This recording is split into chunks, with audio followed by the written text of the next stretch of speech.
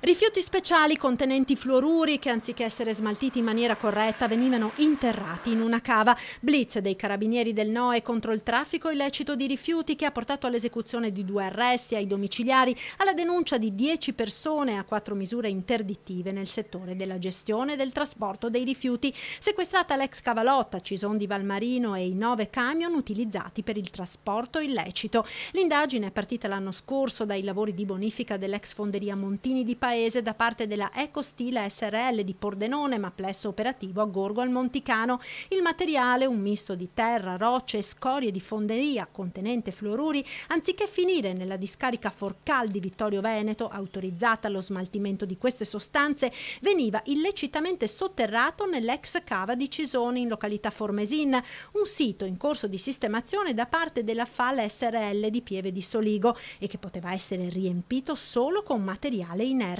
Coinvolte nell'inchiesta anche le ditte di trasporto del materiale, una di Quinto, l'altra del Veneziano, che redigevano false annotazioni sui registri di carico-scarico e fornivano autisti compiacenti. 41 i viaggi incriminati per 1640 tonnellate di rifiuti gettati nella cava, trasformata di fatto in una discarica abusiva.